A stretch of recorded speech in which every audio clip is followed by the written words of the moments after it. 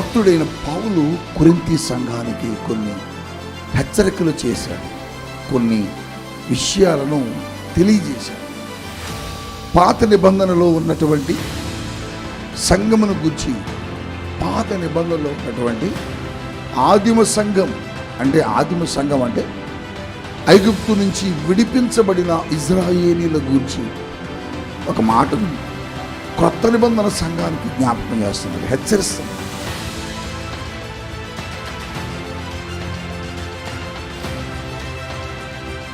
ఐగుప్తు దేశంలో ఇజ్రాయేలీలు నివసించి వారు విడిపించబడి 40 సంవత్సరాలు కనాను దేశానికి ప్రయాణం చేశారు. వారి జర్నీ 40 సంవత్సరాలు.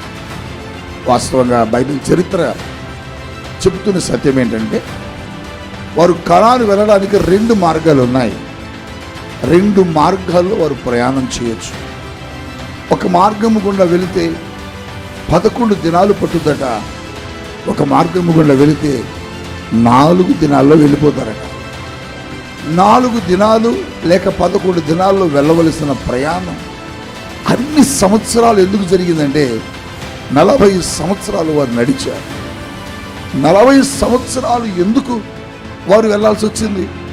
కేవలం 4 దినాలు లేక 11 దినాలే కదా. కానీ 40 సంవత్సరాలు ఏం చేశారు అరణ్యంలో అంటే, అరణ్యంలోనట అక్కడక్కడే తిరుగుతున్నారట. అదేంటి అక్కడక్కడే ఎందుకు తిరుగుతున్నారంటే, దేవుడు వారిని అక్కడక్కడే తిప్పుతున్నాడు. హల్లెలూయా. ఎందుకు అక్కడక్కడే తిప్పాడు వారిని? ఎందుకు తిప్పాడంటే, దేవుణ్ణి ఒక్కొక్కసారి వారు మర్చిపోయారు, దేవుణ్ణి కొన్నిసార్లు వారు విడిచిపెట్టారు, దేవుణ్ణి కొన్నిసార్లు వారు వదిలేసి విగ్రహాలను, రాళ్లను, చెత్తను ఆరాధించడం ప్రారంభించారు, అవిధేయులుగా జీవించారు. అందుకోసమే 4 దినాల్లో చేయవలసిన ప్రయాణం 40 సంవత్సరాలు పట్టింది.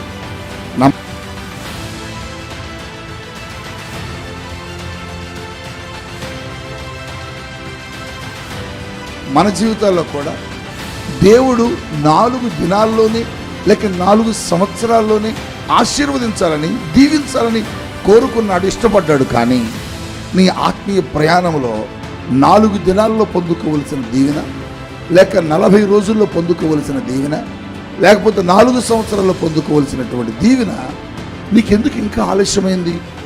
నీకు ఎందుకు ఇంకా ఆలస్యం జరుగుతుంది? నువ్వెందుకు దీవించబడలేకపోతున్నావు? నువ్వు ఎప్పుడు రక్షించబడ్డావు? నువ్వు సన్నిధికి వచ్చావు? నువ్వెప్పుడు ప్రభు దగ్గరకు వచ్చావు? నువ్వెప్పుడు ప్రభువుని అంగీకరించావు? నువ్వెప్పుడు ప్రభు దగ్గరకు వచ్చి రక్షణ పొందావు? రక్షణ పొంది 10 సంవత్సరాలండి, రక్షణ పొంది 20 సంవత్సరాలండి, రక్షణ పొంది 30 సంవత్సరాలండి అంటున్నావు. కానీ ఈ జీవితంలో దేవుని కార్యాలు ఇప్పటివరకు జరగలేదు. ఎందుకు జరగలేదంటే, నీవు దేవునికి ఎక్కడో అవిధేయుడిగా నీ జీవితం కనబడుతుంది, ఎక్కడో దేవునికి దూరం అయిపోయావు.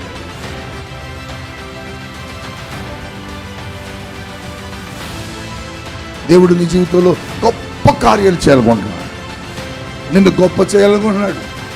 నిన్ను ఉద్దేశించిన ప్రకారం, ఆయన ఉద్దేశించిన ప్రకారం చేయాలనుకుంటున్నాడు. కానీ మనం దానికి ఇదిగా బ్రతుకుతున్నామా అంటే లేదు, వ్యతిరేకంగా, విరోధంగా. అందుకని దేవునికి ఇష్టమైన వ్యక్తులుగా లేవు, ఇష్టమైన బిడ్డలుగా కనబట్టలేదు.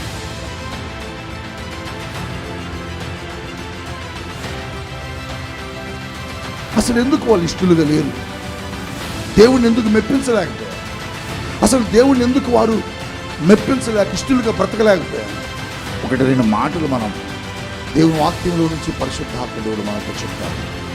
అది మనలో లేకుండా చూసుకో.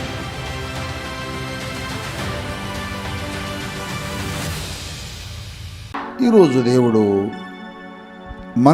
మనందరితో మాట్లాడబోతున్నారు. ఎందుకంటే మన జీవితాలకు కావలసిన కొన్ని మాటలు జాగ్రత్తగా విందాం. భక్తుడైన పౌలు కొరింథీ సంఘానికి కొన్ని హెచ్చరికలు చేశాడు, కొన్ని విషయాలను తెలియజేశాడు. పాత నిబంధనలో ఉన్నటువంటి సంఘమును గురించి, పాత నిబంధనలో ఉన్నటువంటి ఆదిమ సంఘం అంటే ఐగుప్తు నుంచి విడిపించబడిన ఇజ్రాయేలీల గూర్చి ఒక మాటను క్రొత్త నిబంధన సంఘానికి జ్ఞాపకం చేస్తున్నాడు, హెచ్చరిస్తున్నాడు, తెలియజేస్తున్నాడు. అప్పుడప్పుడు మనం మన పిల్లలకి లేకపోతే మన కుటుంబ సభ్యులకి హెచ్చరించేటప్పుడు మనం ఏమంటామంటే, రే వాడు చూసేవాటి అయిపోయాడో వాళ్ళలాగా నువ్వు అవ్వద్దు అని ఒక వ్యక్తి జీవితాన్ని మనం వాడికి గుణపాఠంగా చెబుతాం. అదే కొంతమంది మంచి వారి జీవితాలు అయితే ఇది వాళ్ళు చూడు ఎంత ప్రయోజకులయ్యారో వారిలాగా నువ్వు అవ్వాలని వాళ్ళ గురించి మనం చెబుతుంటాం. సహజంగా ప్రతి తల్లి ప్రతి తండ్రి పిల్లలకు అలాగే చెబుతారు. అలాగనే పౌలు ఆయన కట్టినటువంటి కొరింథీ సంఘానికి, తన బిడ్డలైన వారికి, తన పరిశుద్ధులైనటువంటి సంఘానికి ఆదిమ సంఘములో జరిగిన ఒక సంఘటనను జ్ఞాపకం చేస్తున్నాడు. కొరింథీలో రాసిన మొదటి పత్రిక 10వ అధ్యాయములో 5వ వచనములో ఆయన ఏమని మాట్లాడారో ఒకసారి చదువుదాం దయచేసి. అయితే ఎక్కువ మంది వారిలో ఎక్కువ మంది దేవునికి ఇష్టలుగా ఉండకపోయిరి గనుక వారు అరణ్యములోనే సంహరింపబడిరి. నా వైపు చూడాలి. ఈ మాట పౌలు కొరింథీ సంఘానికి చెబుతున్నాడు. కొరింథీ సంఘములో ఉన్న దేవుని పిల్లలకు హెచ్చరికగా చేస్తున్నాడు. ఎవరి గురించి అండినట? ఐగుప్తు దేశంలో ఇజ్రాయేలీలు నివసించి వారు విడిపించబడ్డారు. విడిపించబడి 40 సంవత్సరాలు కనాను దేశానికి ప్రయాణం చేశారు. వారి జర్నీ 40 సంవత్సరాలు. వాస్తవంగా బైబిల్ చరిత్ర చెబుతున్న సత్యం ఏంటంటే, వారు కనాను వెళ్ళడానికి 2 మార్గాలు ఉన్నాయి. 2 మార్గాల్లో వారు ప్రయాణం చేయొచ్చు. ఒక మార్గము గుండా వెళితే 11 దినాలు పట్టుదట. ఒక మార్గము గుండా వెళితే 4 దినాల్లో వెళ్ళిపోతారట. 4 దినాలు లేక 11 దినాల్లో వెళ్ళవలసిన ప్రయాణం అన్ని సంవత్సరాలు ఎందుకు జరిగిందంటే 40 సంవత్సరాలు వారు నడిచారు. 40 సంవత్సరాలు ఎందుకు వారు వెళ్ళాల్సి వచ్చింది? కేవలం 4 దినాలు లేక 11 దినాలే కదా. కానీ 40 సంవత్సరాలు ఏం చేశారు అరణ్యంలో అంటే, అరణ్యంలోనట అక్కడక్కడే తిరుగుతున్నారట. అదేంటి అక్కడక్కడే ఎందుకు తిరుగుతున్నారంటే, దేవుడు వారిని అక్కడక్కడే తిప్పుతున్నాడు. హల్లెలూయా. ఎందుకు అక్కడక్కడే తిప్పాడు వారిని? ఎందుకు తిప్పాడంటే, దేవుణ్ణి ఒక్కొక్కసారి వారు మర్చిపోయారు. దేవుణ్ణి కొన్నిసార్లు వారు విడిచిపెట్టారు. దేవుణ్ణి కొన్నిసార్లు వారు వదిలేసి విగ్రహాలను, రాళ్లను, చెత్తను ఆరాధించడం ప్రారంభించారు. అవిధేయులుగా జీవించారు. అందుకోసమే 4 దినాల్లో చేయవలసిన ప్రయాణం 40 సంవత్సరాలు పట్టింది. నా మాట మీరు జాగ్రత్తగా వింటే మీ హృదయాల్లో ఒక భయంకరమైన మాట పరిశుద్ధాత్మ దేవుడు వెలిగిస్తాడు.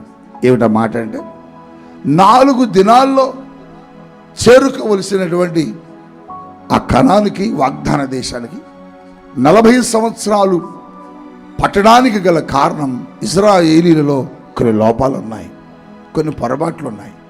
అవును, నీ జీవితంలో కూడా మన జీవితాల్లో కూడా దేవుడు 4 దినాల్లోనే లేక 4 సంవత్సరాల్లోనే ఆశీర్వదించాలని, దీవించాలని కోరుకున్నాడు, ఇష్టపడ్డాడు. కానీ నీ ఆత్మీయ ప్రయాణంలో 4 దినాల్లో పొందుకోవలసిన దీవెన, లేక 40 రోజుల్లో పొందుకోవలసిన దీవెన, లేకపోతే 4 సంవత్సరాల్లో పొందుకోవలసినటువంటి దీవెన నీకెందుకు ఇంకా ఆలస్యమైంది?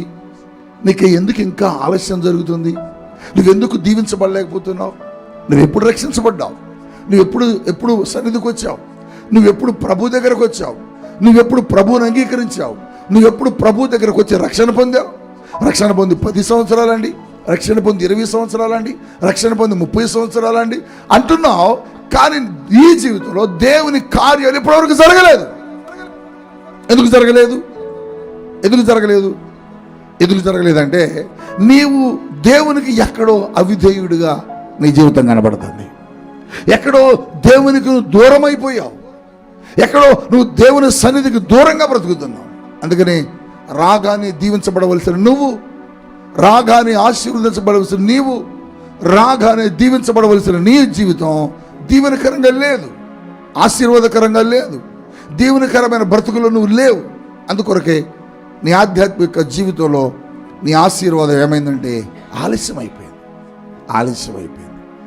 ఆలస్యం అవ్వడానికి కారణం ఎక్కడో నువ్వు దేవునికి దూరమయ్యావు, ఎక్కడో నువ్వు దేవునికి అవిధేయతగా నువ్వు జీవిస్తున్నావు. అందుకనే నువ్వు రాగానే దీవించబడవలసి నువ్వు లేట్ అయిపోయావు. కొంతమంది చూడండి, చర్చికి వస్తారు, ఎన్ని సంవత్సరాలు, చాలా ఏళ్ళు అవుతుంది, వారి జీవితంలో అంటారు, మేము వచ్చి 20 సంవత్సరాలు అవుతుంది బ్రదర్, 20 years పైబడే మా జీవితంలో దేవుని కార్యం జరగలేదు. దేవుడు ఎందుకు చేయడు? దేవుడు చేతగానివాడా? దేవుడు ఇవ్వలేనివాడా? దేవుడు సహాయం చేయడానికి వెనకాడేవాడా? లేకపోతే దేవుడు నీ జీవితంలో అది జరగకుండా అడ్డుగిస్తున్నాడు, ఆయన అడ్డుగిస్తున్నాడా? లేదు. దానికి కారణం నువ్వే. నీ జీవితంలో ఆశీర్వాదం రాకుండా, అద్భుతం జరగకుండా, నీ జీవితంలో దేవుని ఉన్నతమైన కార్యాలు, ఉన్నతమైన ప్రణాళికలు నెరవేర్చబడకుండా ఉండడానికి గల కారణం ఏంటంటే నీవే నీ భక్తి జీవితంలో దానికి కారణమై ఉన్నావు. ఇశ్రాయేలీలు 4 దినాల్లోనే చేరుకోవాలట. ఒక మార్గము గుండా వెళితే 11 దినాల్లో వెళ్ళిపోవచ్చట. కానీ ఎందుకు ఆలస్యమైంది? 40 సంవత్సరాలు నీ జీవితంలో ఎందుకు? నువ్వు రాగానే దీవించబడాలి కదా, నువ్వు రాగానే ఆశీర్వదించబడాలి కదా, నువ్వు రాగానే దేవుని మేలు పొందుకోవాలి కదా, నువ్వు రాగానే దేవుని కార్యాన్ని చూడాలి కదా. మరి నువ్వు ఎందుకు పొందుకోలేకపోయావు? ఎందుకు ఇంకా అలాగనే ఉన్నావు? వచ్చినప్పుడు ఎలా ఉన్నావో ఇంకా అలాగనే ఉన్నావు. చర్చకు వచ్చినప్పుడు ఎలా బ్రతుకుతున్నావో ఇంకా అలాగే బ్రతుకుతున్నావు. అదే పేదరికం, అదే దారిద్రత, అదే కష్టాలు, అవే అనారోగ్యాలు, అదే శాపం, అవే కష్టాలు, అవే నిందలు, అవే ఇబ్బందులు, అవే ఆపదలు, అవే అవహేళనలు. ఎందుకు నీ జీవితంలో ఈ పోటలే? అలాగే దేవుడు ఉంచాలని కోరుకుంటున్నాడా? లేదు. ఎందుకు నీ జీవితంలో మరి ఇవన్నీ అంటే నీ జీవితంలో దేవునికి ఎక్కడో విరోధమైన మనస్సు, దేవునికి ఎక్కడో నువ్వు విరోధమైన నడక నడుస్తున్నావు. అందుకోసమే ఈ లేఖనం నీతో దేవుడు మాట్లాడుతున్నాడు. కొరింథీ సంఘమా, మీరెందుకు ఇంకా ఇలా ఉన్నారు? మీరెందుకు ఇంకా దేవునికి వ్యతిరేకంగా బ్రతుకుతున్నారు? మీరెందుకు ఇంకా ఉన్నతమైన కృపలోకి రాలేకపోతున్నారు? మీలాగనే పాత నిబంధనలో ఆదిమ సంఘము, ఇశ్రాయేలు ప్రజలు ఏమయ్యారో తెలుసా? ఎక్కువ మంది దేవునికి ఇష్టలుగా ఉండకపోయారు. అందుకోసమే వాళ్ళందరూ అరణ్యములో రాలిపోయారట. వారు అరణ్యంలో రాలిపోవడానికి గల కారణం వారి జీవితాల్లో దేవుడు ఉద్దేశించిన కనానులోని కాలు పెట్టలేకపోవడం కారణం. దేవుడు వారి కొరకు దాచిపెట్టిన ఆ వాగ్దాన దేశంలో కాలు పెట్టలేకపోవడానికి గల కారణం ఏంటంటే దేవునికి వారట ఇష్టలుగా బ్రతకలేకపోయారు. ఎలా బ్రతకలేకపోయారు? చెప్పండి, ఎలా బ్రతకలేకపోయారు? దేవునికి ఇష్టలుగా లేనప్పుడు మన జీవితాల్లో దేవుని కార్యాలు జరగవు. దేవునికి విరోధమైన నడక నడుస్తున్నప్పుడు దేవుని కార్యాలు మన జీవితంలో నెరవేర్చబడవు. దేవుడు నీ జీవితంలో గొప్ప కార్యాలు చేయాలనుకుంటున్నాడు, నిన్ను గొప్ప చేయాలనుకుంటున్నాడు, నిన్ను ఉద్దేశించిన ప్రకారం, ఆయన ఉద్దేశించిన ప్రకారం చేయాలనుకుంటున్నాడు. కానీ మనం దానికి ఇదిగా బ్రతుకుతున్నామా అంటే లేదు, వ్యతిరేకంగా ఉన్నాం, విరోధంగా ఉన్నాం. అందుకని దేవునికి ఇష్టమైన వ్యక్తులుగా లేవు, ఇష్టమైన బిడ్డలుగా కనబట్టలేదు. వస్తున్నావు, చర్చకు వస్తున్నావు, బైబిల్ పట్టుకొని వస్తున్నావు ఆదివారం, కానీ నీ జీవితంలో బ్లెస్సింగ్స్ ఏవి? వచ్చినప్పుడు ఎట్లున్నావు అట్లాగే ఉన్నావు, వచ్చినప్పుడు ఎలాగున్నావు అలాగే ఉన్నావు. ఎందుకు మారలే? ఎందుకు నీకు దేవుడు అద్భుతం చేయలే? పోనీ ఆయన చేయలేనివాడా? పోనీ ఆయన ఇవ్వలేనివాడా? పోనీ ఆయన జరిగించలేనివాడా? ఆయన అంటున్నాడు, అసలు నాకు అసాధ్యమైంది ఏది? చెప్పండి, అసాధ్యమైంది ఏది లేదు. నాకు ఏం చేత కాదు చెప్పు. నేను నిన్ను దీవించలేనా? నేను నిన్ను ఆశీర్వదించలేనా? నీ స్థితిని మార్చలేనా? ఎక్కడో గొర్రెలు కాసుకుని దావీదుని నేను తీసుకుని వెళ్ళి రాజుని చేశానే, ఎక్కడో గోతిలో పడవేసి అమ్మబడినటువంటి వ్యక్తిని తీసుకువెళ్ళి ప్రధానమంత్రిని చేశానే, ఎక్కడో దేశంలో బానిసలుగా బ్రతుకుతున్న దానియేలుని తీసుకుని వెళ్ళి బబులోను దేశానికి ప్రధాని చేశానే, నాకు అసాధ్యమైనది ఏముంది చెప్పండి? ఏది లేదు ఆయనకి.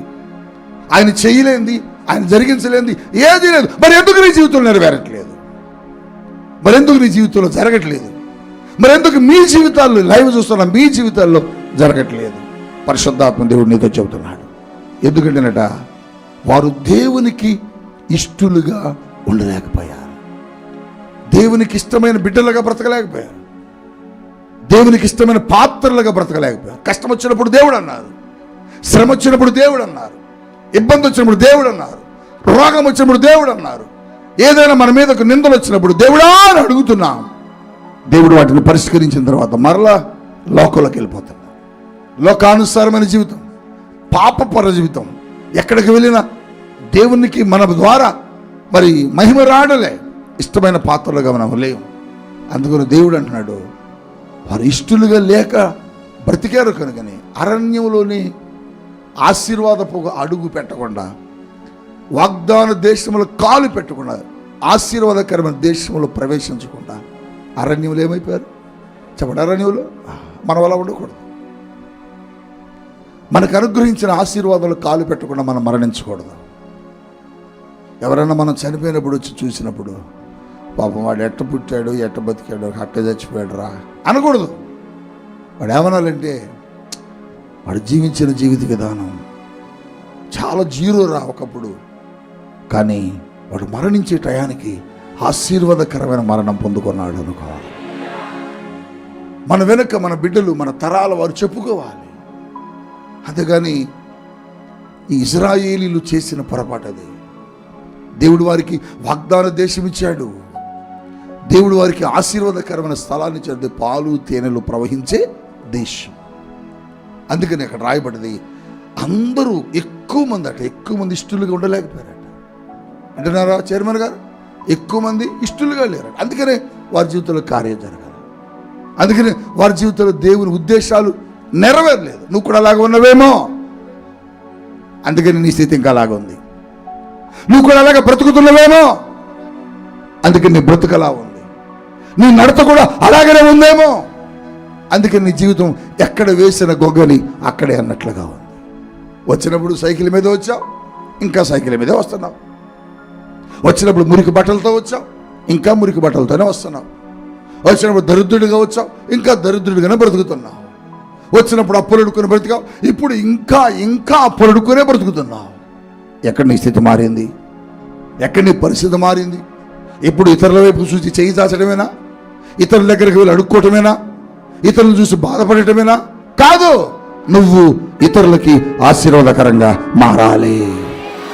నువ్వు ఇతరులకి దీవెనకరంగా మారాలి. ఇతరులకు నువ్వు ఆశీర్వాదకరంగా మారాలి. అయితే మనం వల్ల లేవు.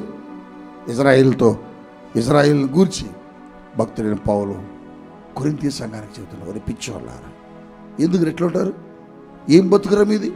ఏం జీవితంరా? మీకులాగరా వాళ్ళు కూడా దేవునికి ఇష్టలుగా లేక అరణ్యంలో చచ్చారు. మీరు కూడా అలా చస్తారా చెప్పండి అని హెచ్చరిస్తారు. వాళ్ళకు భయం పట్టుకుంది. మరి మేము ఆశీర్వదించబడాలంటే ఏం చేయాలని అడుగుతుంటే, వాళ్ళకి ఇష్టలు లేకపోవడం వల్ల చచ్చారా? మీరు దేవునికి ఇష్టలుగా బ్రతకండి. వారిలో లోపాన్ని చెబుతున్నాడు. ఎప్పుడు కూడా ఎదుటివాడు బాగలేకపోతే మన బిడ్డలకి ఏం చెబుతాం? రే వాడు చూడ ఎట్ట పాడైపోయాడు, నువ్వు కూడా ఎట్ట అయిపోతావు జాగ్రత్త. ఆమె చూడ ఎట్ట పాడైపోయింది, నువ్వు కూడా ఎట్ట పాడైపోతావు జాగ్రత్త హెచ్చరిస్తాం. పౌలు కూడా కొరింథీ సంఘానికి పాత నిబంధనలు భక్తుల చరిత్ర చూపించి హెచ్చరిస్తున్నాడు. అసలు ఎందుకు వాళ్ళు ఇష్టలుగా లేరు? దేవుణ్ణి ఎందుకు మెప్పించలేకపోయారు?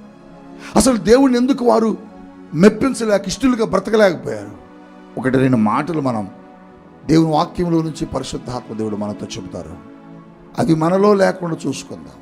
ఒకటి ఏమిటంటే, చూడండి, సంఖ్యాకాండము 14వ అధ్యాయం 22వ వచనాన్ని ఒకసారి చదువుకుందామా?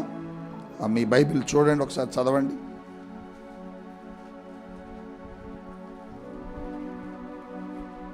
సంఖ్యాకాండము 14వ అధ్యాయం 22వ వచనం చదవండి. నేను ఐగుప్తులోను నేను ఐగుప్తులను అరణ్యములోను చేసిన సూచక క్రియలను నా మహిమను చూచిన ఈ మనుష్యులందరూ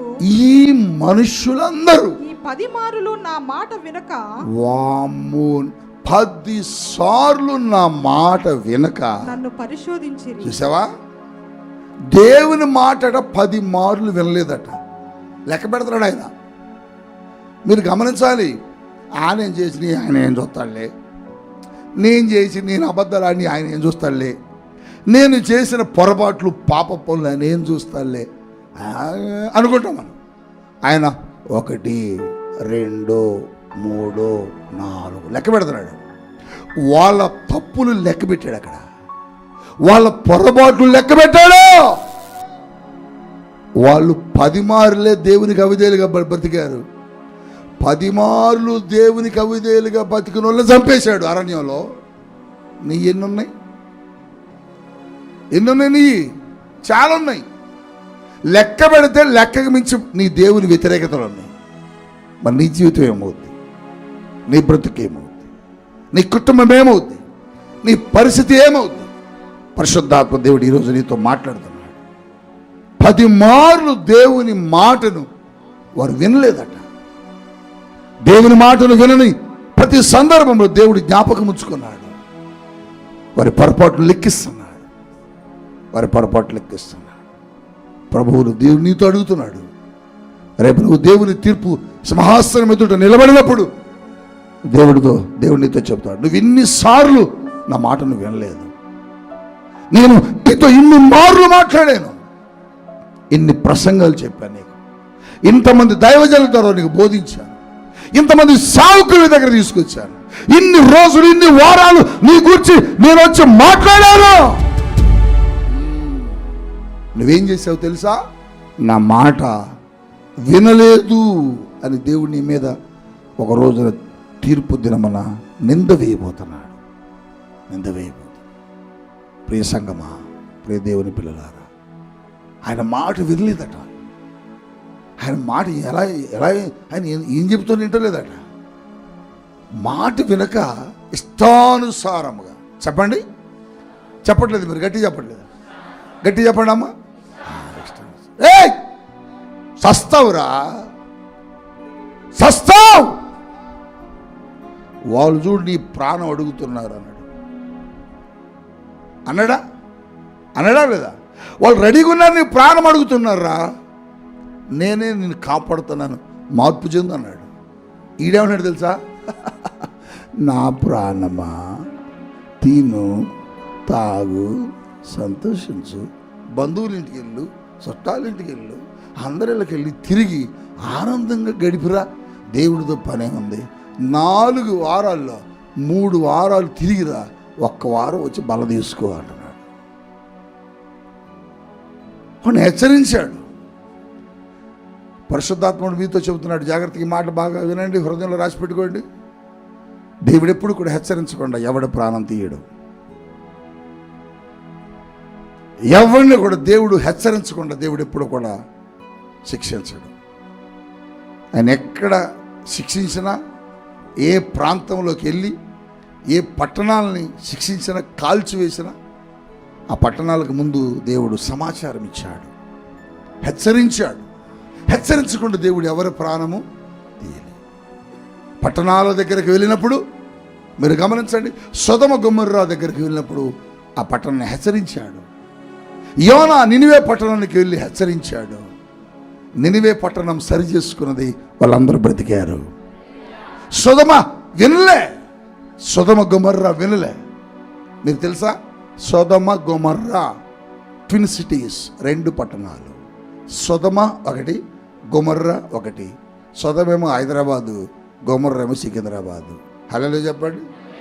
2 పట్టణాలు హెచ్చరించాడు, వాళ్ళు వినకపోయేసరికి దేవుడు ఉగ్రత ఆ పట్టణం మీదకి వచ్చింది. హెచ్చరించినప్పుడు వినాలి, ఆయన మాట వినాలి. చస్తావురా అన్నాడు. తిన తాగు అద్దా ఇద్దా అద్దిని చచ్చాడు. సావునే చచ్చాడు, చచ్చిపోయాడు. చనిపోయాక కిందకి వెళ్ళాడు. ఎక్కడికి వెళ్ళాడు? పాతాళంలోకి వెళ్ళిపోయాడు, కాలుతున్నాడు అక్కడ. అప్పుడు అడుగుతున్నాడు, నాకు ఒక అవకాశం ఇవ్వు, నేను పైకి వస్తా, మా బంధువులు ఉన్నారు, మా బాబాయ్ కొడుకులు ఉన్నారు, మా మేనమావ కొడుకులు ఉన్నారు, వాళ్ళకి చెబుతాను. ఏం చెబుతావురా అన్నాడు దేవుడు. నరకం ఉంది ఇక్కడ, ఇది కాలిపోద్ది, చాలా డేంజర్ అని నేను వచ్చి చెబుతా అన్నాడు. నువ్వు వద్దు, నువ్వు అక్కడే ఉండు. నేను వస్తే అందరూ వింటారు, నమ్ముతారు. నువ్వు వచ్చి చెప్పితే నమ్మేవాడు నాకు అవసరం లేదు, నన్ను చూడకుండా నమ్మేవాడు నాకు కావాలా. గట్టిగా అనండి. అందుకని అంటాడు, చూసి నమ్మిన వానికంటే, చెప్పండి, చూసి నమ్మిన వానికంటే నమ్మాలి. నేను వస్తా అన్నాడు. నువ్వు రావద్దురా అంటున్నాడు ఆయన. అబ్రహం గారు, నేను వస్తా అంటున్నాడు, నువ్వు రావద్దురా అంటున్నాడు అని అంటాడు. అక్కడ దేవుడు అన్నాడు, నీకును ఇక్కడికి బోల్డంత దూరం ఉందట. చూసావా ఎంత దూరం ఉందో? అక్కడికి వెళ్ళిపోయాడు, కాలిపోతున్నాడు, మాడిపోతున్నాడు, నరకంలో ఎగురు పెడుతున్నాడు.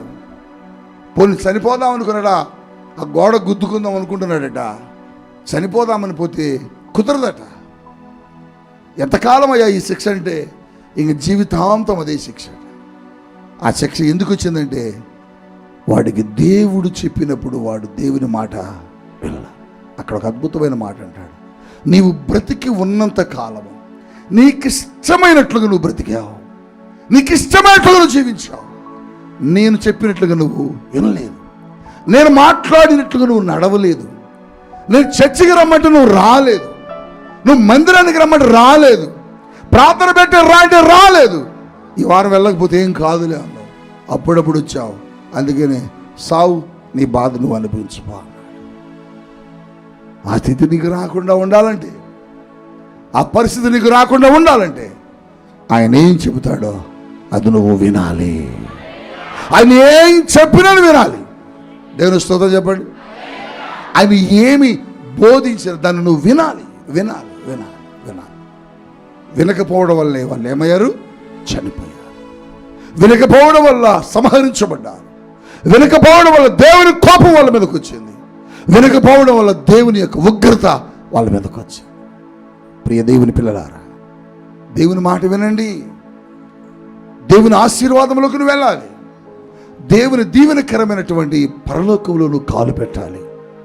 దేవుని ఉన్నతమైన కృపలో నువ్వు కనబడాలి.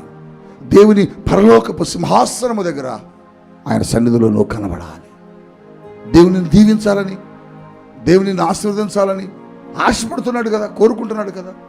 కానీ నువ్వేమో దేవునికి ఇష్టమైన వ్యక్తిగా కనబట్టలేదు. ఇష్టమైన వ్యక్తిగా కనబడాలి. చెప్పండి, ఇష్టమైన వ్యక్తిగా కనబడాలి. ఆయన మాట వింటే ఆయనకు నువ్వు ఇష్టమైన వ్యక్తిగా కనబడతావు.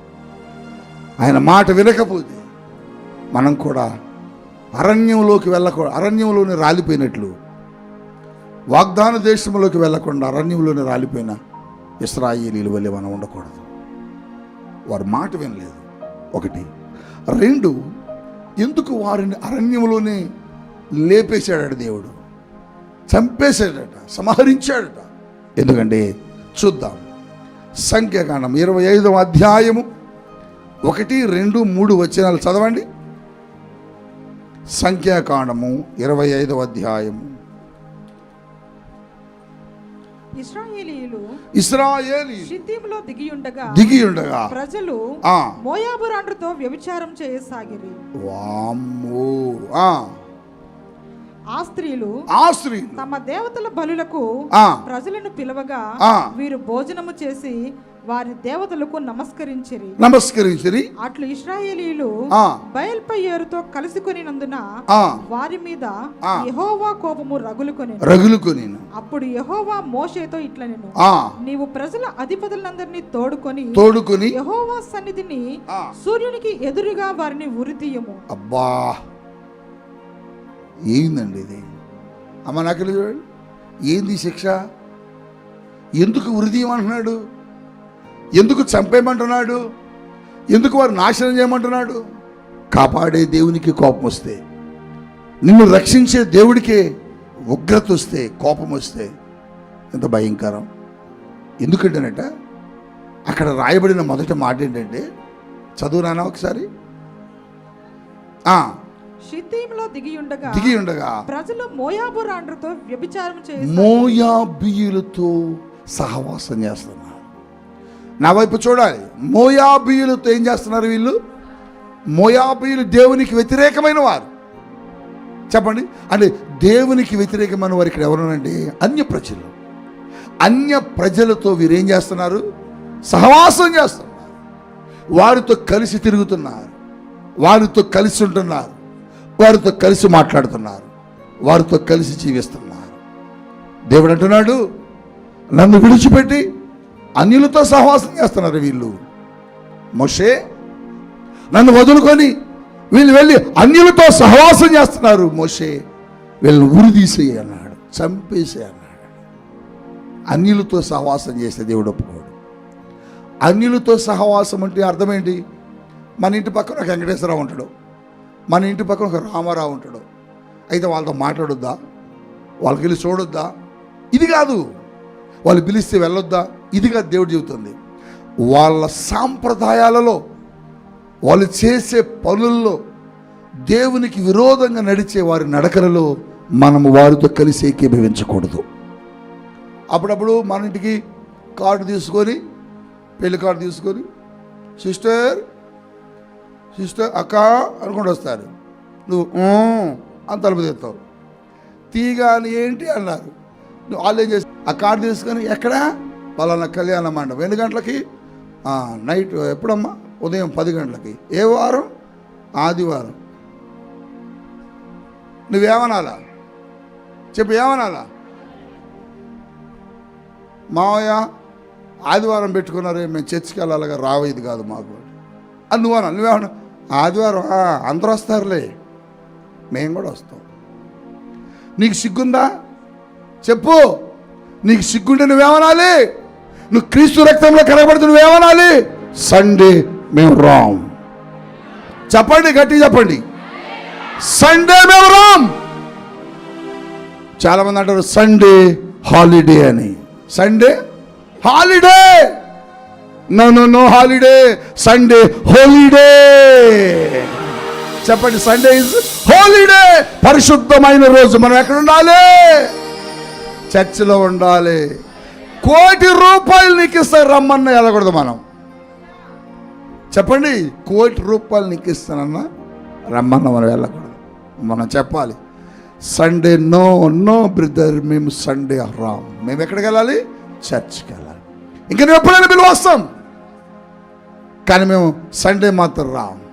వాళ్ళు చెబుతారు కార్డు ఇచ్చేటప్పుడే, బాబాయ్ హైదరాబాద్ నుంచి వంటోళ్ళు అందరూ ఇక్కడ వాళ్ళు కాదు, పలానా చోట నుంచి వస్తున్నారు, పలానా చోట నుంచి వస్తున్నారు. ఏం వేస్తున్నారు రా? 6 రకాలు వేస్తున్నాం, 7 రకాలు వేస్తున్నాం అనగానే మనం ఏం చేస్తాం? ఇక వాళ్ళ నుంచి భోజనం చేయం.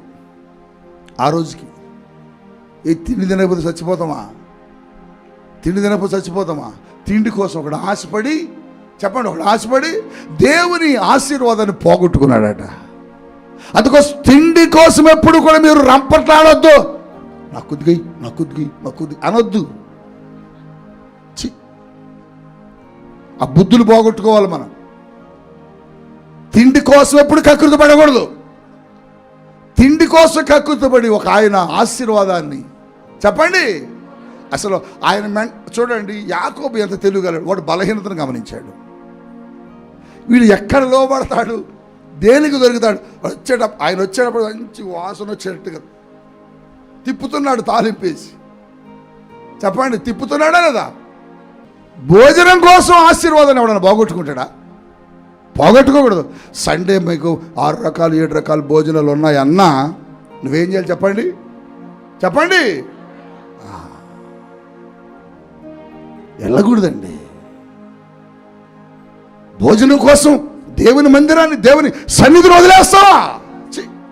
దరిద్ర బ్రతుకు. అందుకని ఆ మాట నేను సిగ్గులేదా మీకని చెప్పాలి. వాడు కార్డు సండే నో మేము రామ్, మేము క్రిస్టియన్స్ అని చెప్పాలి. చెప్పండి, మేమెవరు? అడగ క్రిస్టియన్స్ అని చెప్పండి. క్రిస్టియన్స్ అనండి.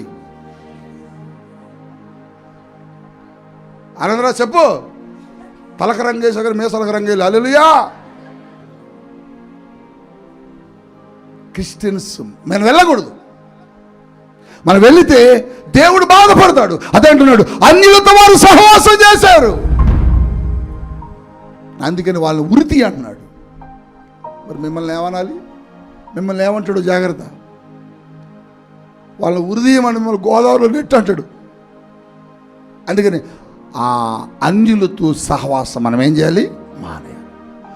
అంటే అన్యులతో సహవాసం అంటే మనం రామారావు గారు వస్తున్నాడు మాట్లాడకూడదు అది కాదు. వాళ్ళు పిలిస్తే ఎలా కూడా అమ్మో అట్లా కాదు. వెళ్ళొచ్చు, కూర్చోవచ్చు, మాట్లాడచ్చు, సహవాసం మామూలుగా ఉండొచ్చు, కానీ వాళ్ళ పద్ధతులలో మనము కలవకూడదు. అది చేయాలి. అది నువ్వు చేసావా? అరణ్యంలో సంహరించిన ఇజ్రాయేలీల వలె నీ జీవితము అయిపోతుంది. ఒకటేమో మాట వెళ్ళలేదు, అందుకని దేవుడు వారిని సంహరించాడు, చంపేశాడు. రెండు వారు అన్యులతో సహవాసం చేశారు, అందుకని దేవుడు వారిని సంహరించాడు. మూడు, దేవుని వాక్యంలో చక్కగా రాయబడ్డ మాట నిర్గమాకాండం 32వ అధ్యాయంలో 1 నుంచి చూద్దాం ఒకసారి. దేవుని వాక్యం ఏం సెలవిస్తుందో. నిర్గమాకాండం 32వ అధ్యాయం 1వ వచనం నుండి చూడండి. మోషే కొండ దిగకుండా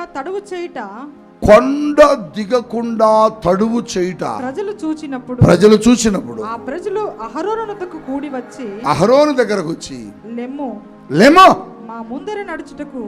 ఓ అహరోను, నాకెళ్ళి చూడండి ఇక. ఓ అహరోను, మోషే దేవుని దగ్గర ఉన్నాడు రా, కంగారు పడకండి.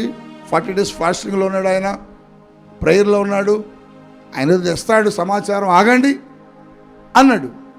ఇంకా రావటలేదు ఏంటంటున్నా.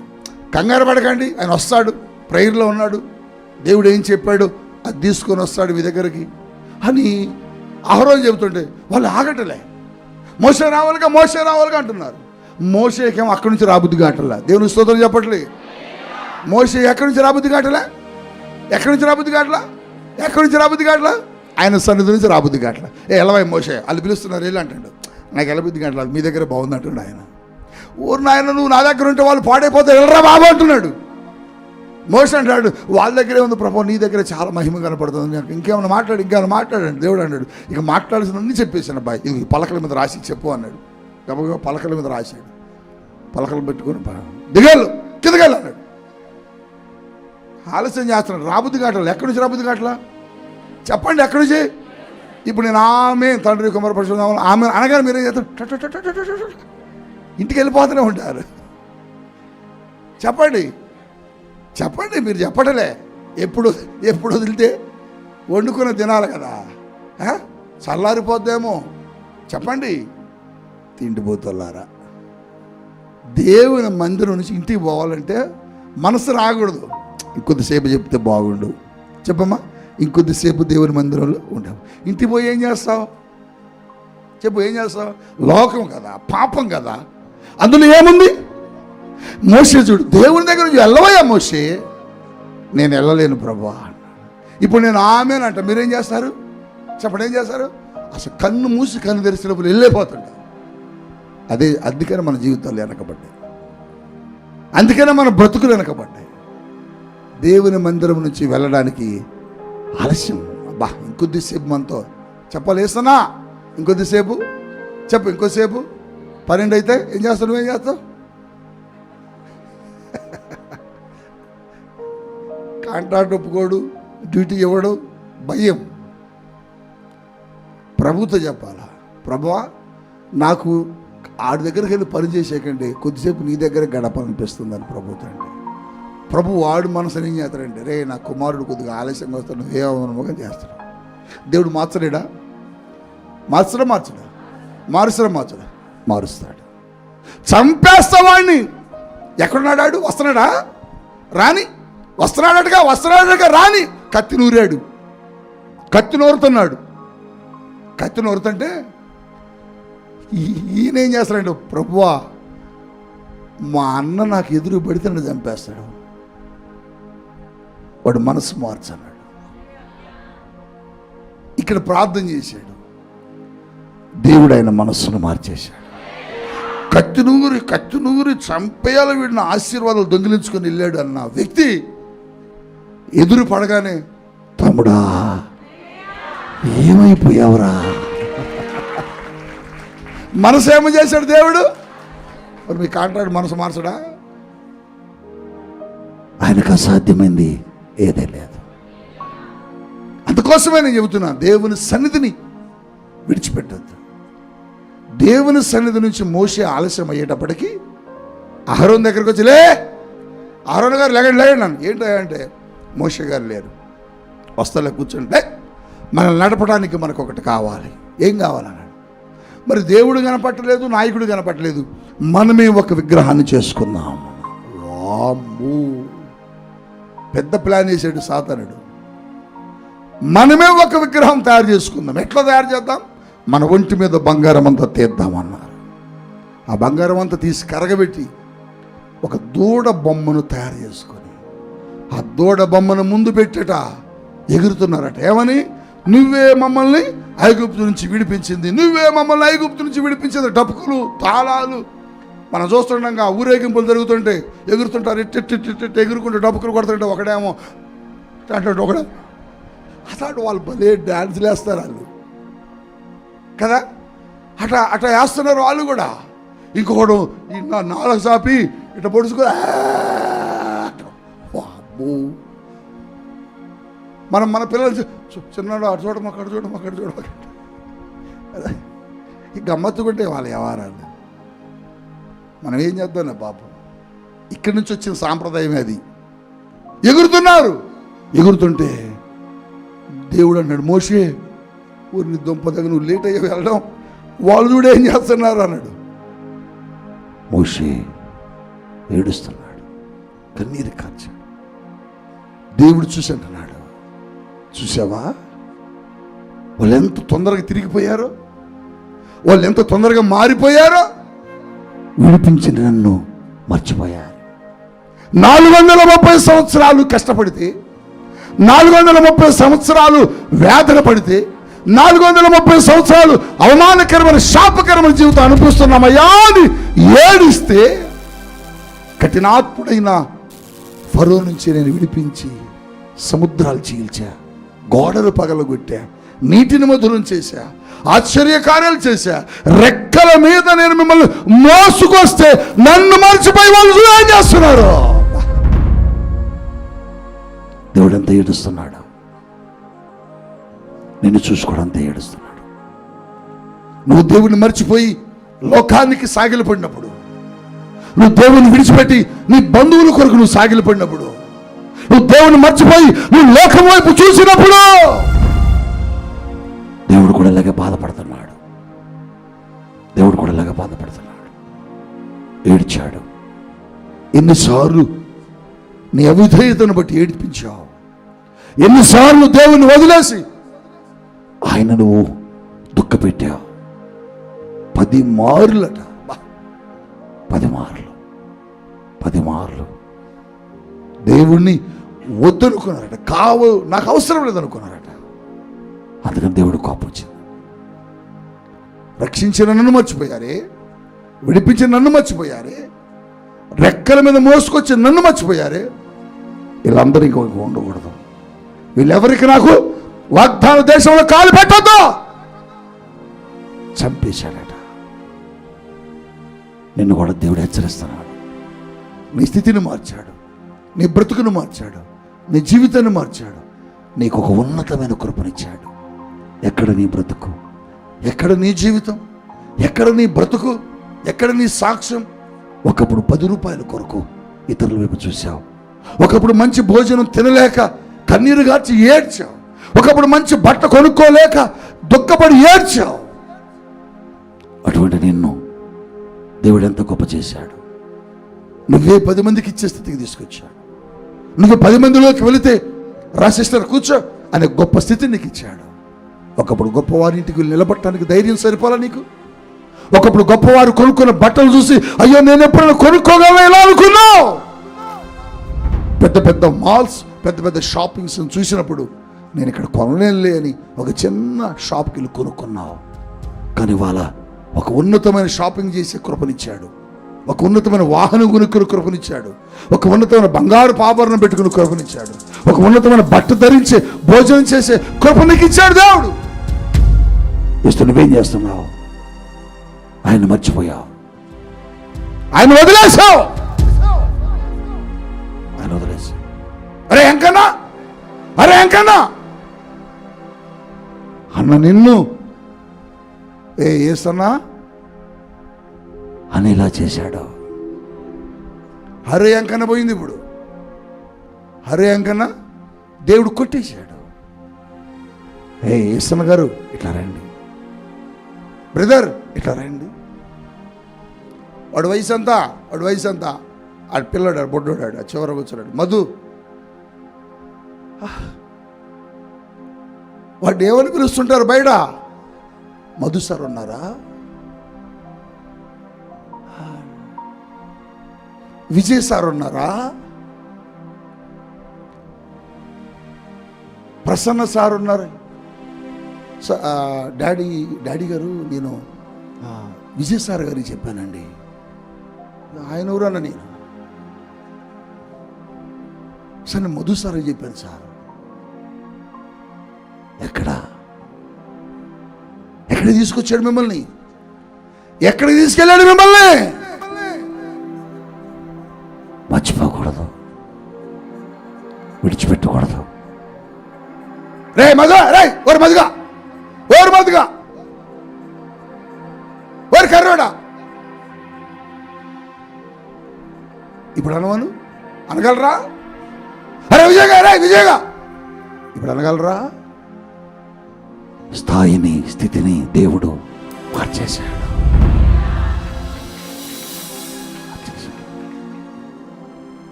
ఎంత గొప్ప కృప! దీన్ని మనం ఎప్పుడు ఏం చేయాలి? జ్ఞాపకం ఉంచుకోవాలి. ఇశ్రాయేలు ఉంచుకోవాలి, మర్చిపోయారు. అబ్రాం గారు చెబుతాడు, మేకలు కాశాడట. అబ్రాం గారు మేకలు కాసినప్పుడు ఏమని పిలుస్తారు? మేకలు కాసాయనా అనే పిలుస్తారు, అంతే కదా. ఇప్పుడు పిలవమను, రాజచంద్ర గారు ఉన్నారండి అంటారు.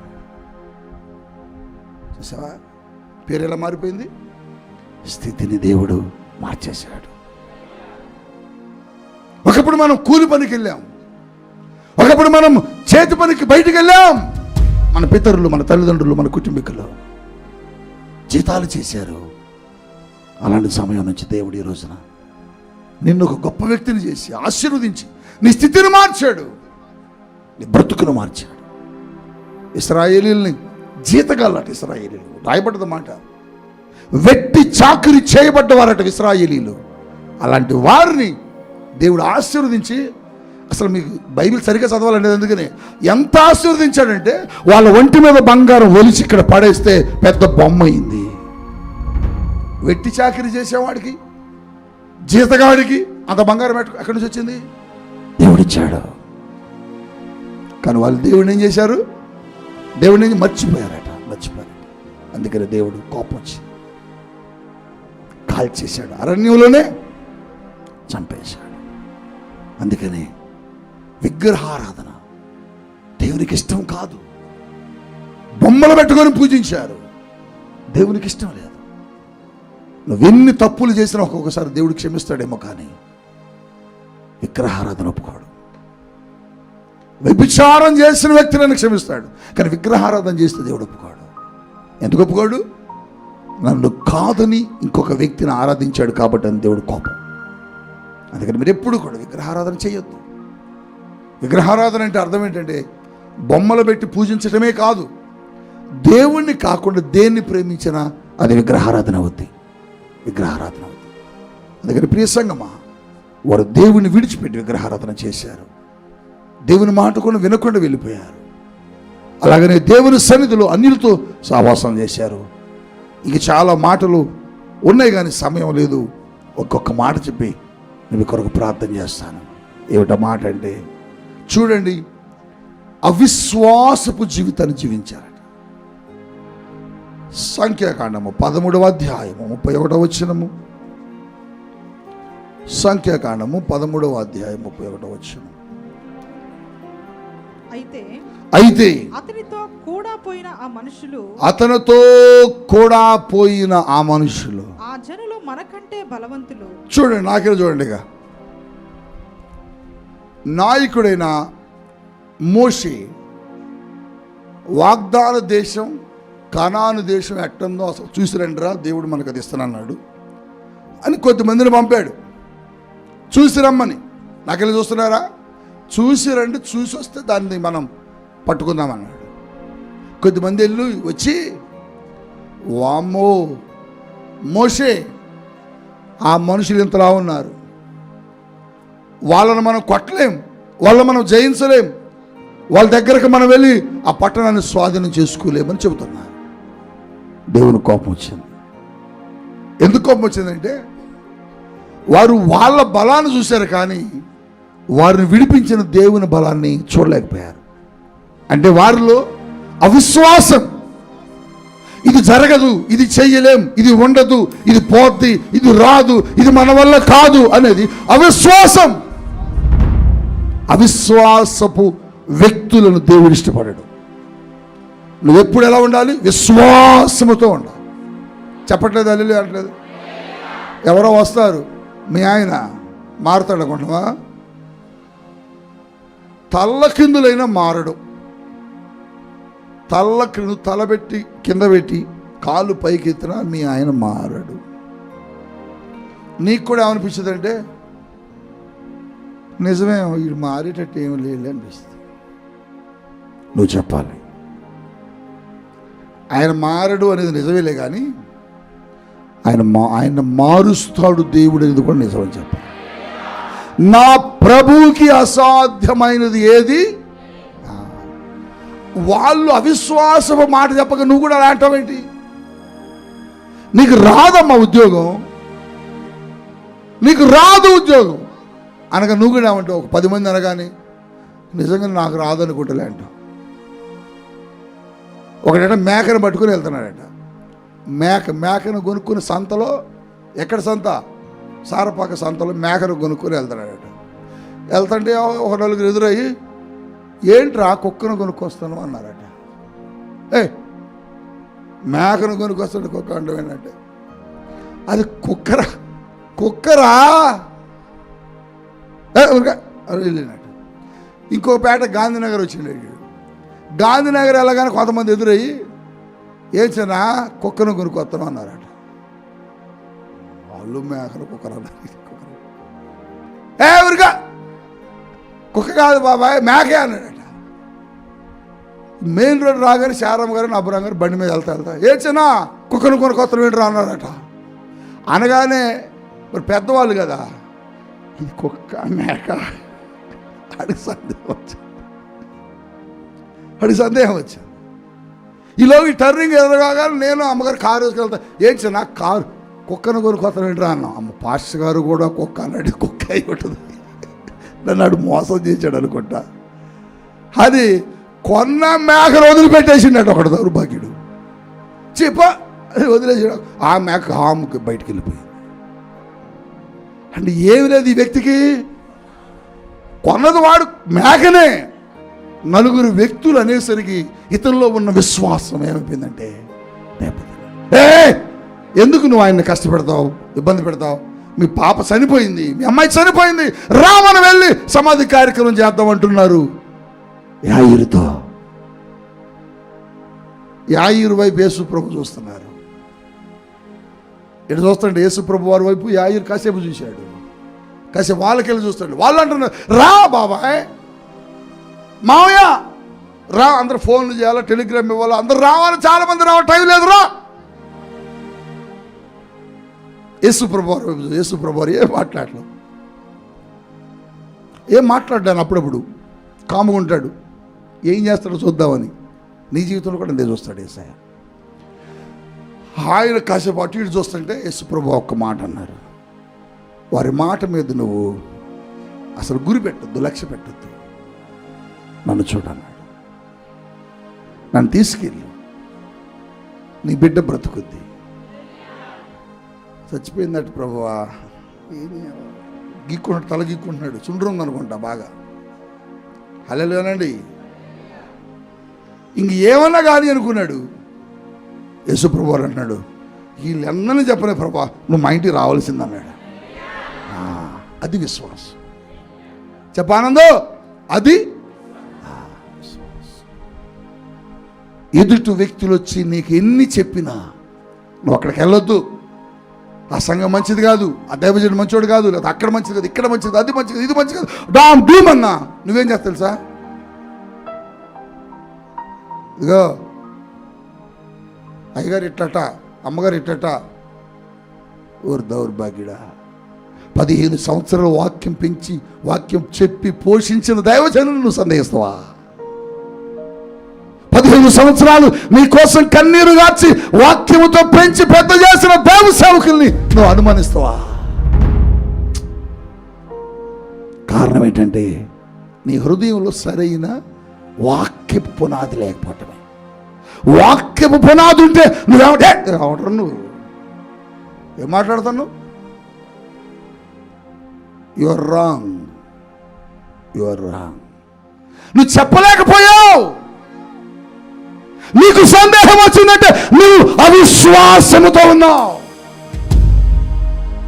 దేవుడు నీతో చెబుతున్నాడు, అవిశ్వాసముతో ఉండేవారు దేవుని కార్యాలు పొందుకోలేరు. ఒక వ్యక్తిని గూర్చి ఒక సమాచారం నీకు ఎవరని చెప్పినప్పుడు నువ్వు అంత తొందరగా ఎలా నమ్మగలుగుతున్నావు? ఏమి లేదండి, నీలో వాక్యపు పునాది లేదు.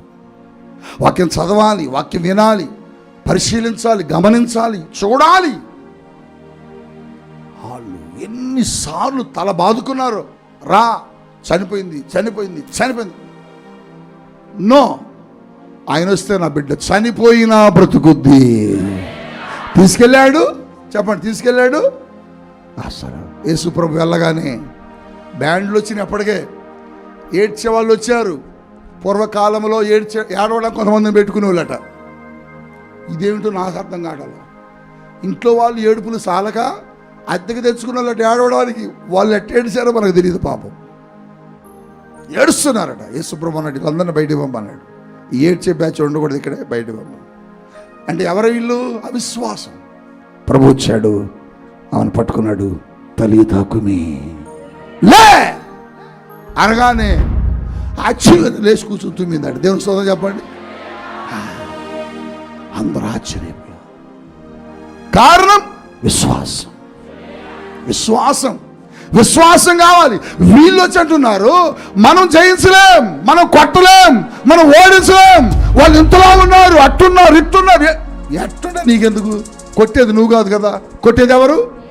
అందుకోసమే దావీదు, నువ్వు వెళ్ళకు, నువ్వు వెళ్ళకు, నువ్వు వెళ్ళకంటాడు. దావీదు ఉరికా ఉదాహరణ చేస్తారు. కొట్టేది నేను కాదురా, యుద్ధము యెహోవా. రాజులు మనకెవరు లేరు, శూరులు మనకెవరు లేరు. రాజులు మనకెవరు లేరు, శూరులు మనకెవరు లేరు.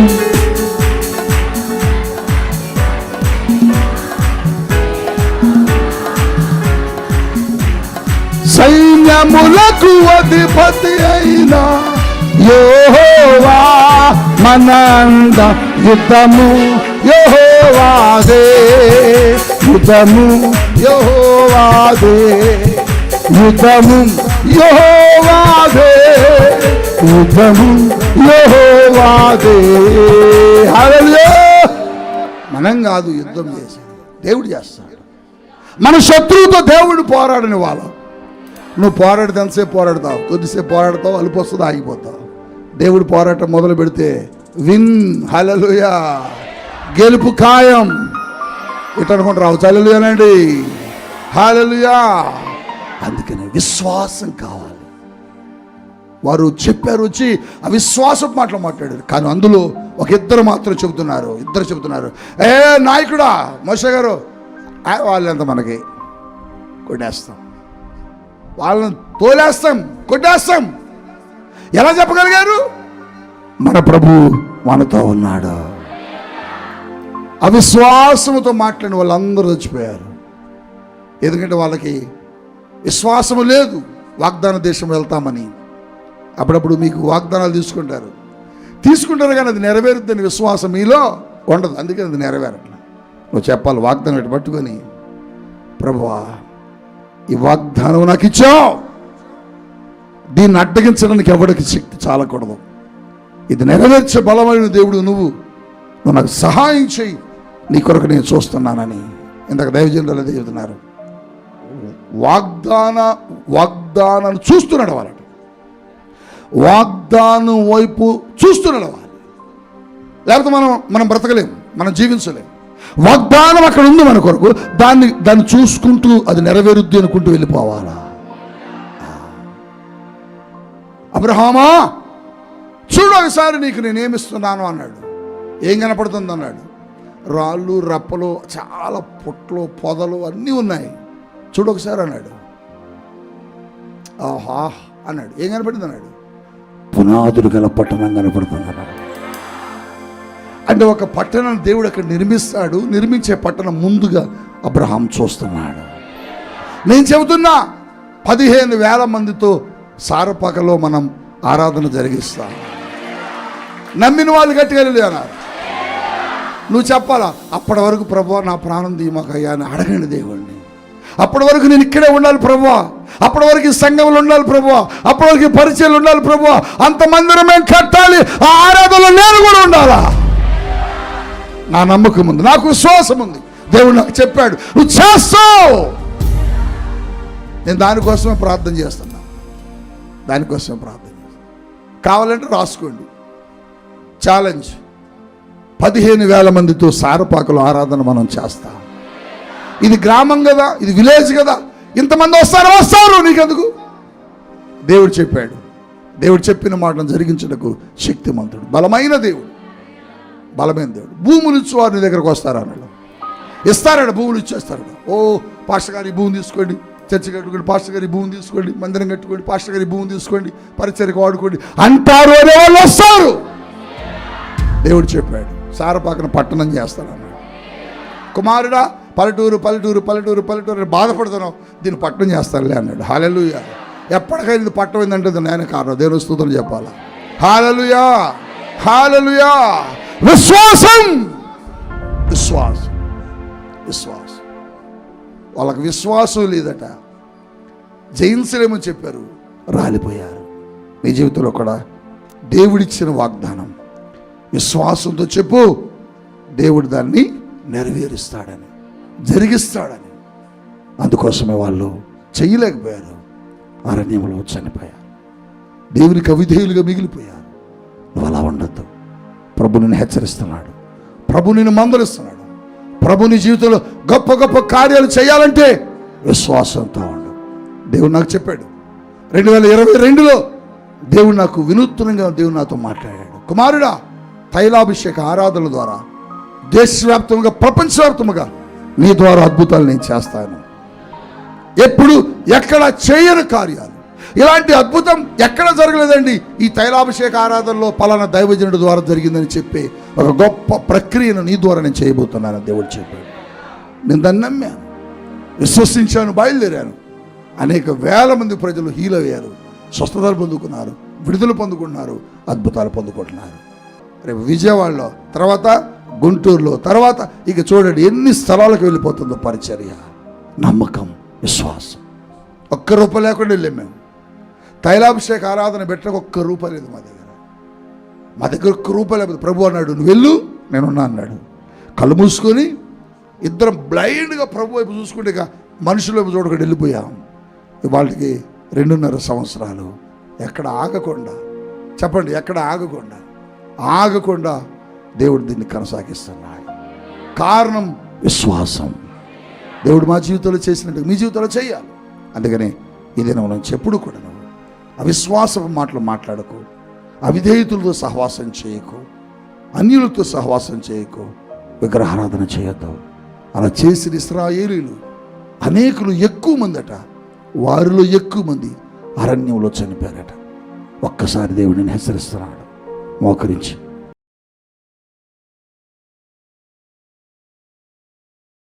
తండ్రి నీకు వందనాలయ్యా.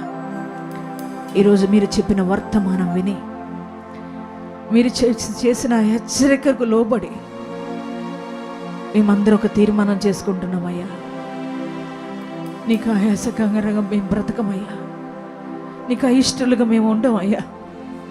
ఇప్పటి వరకు ఉన్నామేమో, మమ్మల్ని క్షమించు. ఎన్నోసార్లు నిన్ను మర్చిపోయాం, ఎన్నోసార్లు వద్దన్న అన్యులతో సహవాసం చేశాం, ఎన్నోసార్లు విగ్రహారాధన చేసి ఉన్నాం ప్రభా, ఎన్నోసార్లు అవిశ్వాసులుగా మారిపోయాం. క్షమించయ్యా, మన్నించు మమ్మల్ని అందరినీ అయ్యా. ఇక నుంచి నీకు ఇష్టంగా బ్రతుకుతామయ్యా, నిన్ను విడవమయ్యా, నిన్ను మరువమయ్యా, నిన్ను మర్చిపో. నువ్వు చేసిన ఏ కార్యాలు మరువమయ్యా, నీకు లోబడి బ్రతుకుతామయ్యా, నీకు ఇష్టలుగా జీవిస్తాం ప్రభా. ఈ రీతిగా ఎంతమంది తీర్మానం చేసుకున్నారో ప్రతి వారిని ఆశీర్వదించయ్యా, దీవించు నాయనా. ఈ తీర్మానంలో మమ్మల్ని అందరినీ స్థిరపరచయ్యా. మాకు నీ యొక్క రాజ్యం చేరటమే ముఖ్యమయ్యా. మా యొక్క ఆత్మీయాత్ర మధ్యలో ముగిసిపోవద్దు. నీకు అయిష్టంగా జీవించి మేము ఉగ్రతకు పాలవద్దు నాయన. నాయన ఇదిగో తండ్రి, నీకు ఇష్టలుగా జీవించి ఉన్నతమైన రాజ్యం చేరడానికి పరిశుద్ధాత్మదేవ నీ సహాయం మాకు అనుగ్రహించమని, ఈరోజు ఏ ఆశతో నీ మందిరానికి వచ్చారో బిడ్డలయ్యా, వారి ప్రతి ఆశ మీరు తీర్చమని ప్రార్థిస్తున్నాను. ప్రతి ఒక్కరిని పేరు పేరున దీవించమని ప్రార్థిస్తున్నానయ్యా. ప్రతి కొరతలు తీర్చండి, ప్రతి సమృద్ధిని ఇవ్వండి అయ్యా. ప్రతి శరీరాన్ని ముట్టుకోనండి. ఆత్మీయ స్వస్థత, మానసిక స్వస్థత, శరీర స్వస్థత ప్రతి ఒక్కరికి కలుగునుగాక అయ్యా. అన్ని రకాల అన్ని విషయాల్లో నాయన ప్రతి ఒక్కరు ఆశీర్వదించబడుదురుగాక. దూరం నుండి లైవ్ చూస్తున్న బిడ్డలు కూడా దీవించమని ప్రార్థిస్తున్నానయ్యా. వారందరూ కూడా ఆశీర్వదించబడుదురుగాక. వారు చేసుకున్న తీర్మానంలో వారు స్థిరపరచబడుదురుగాక. అయినా ప్రతి ఒక్కరిని దీవించి ఆశీర్వదించి నీ మహిమ రాజ్యం చేరే వరకు మమ్మల్ని అందరూ నడిపించమని యేసు నామములో ప్రార్థిస్తున్నాం తండ్రి. ఆమెన్.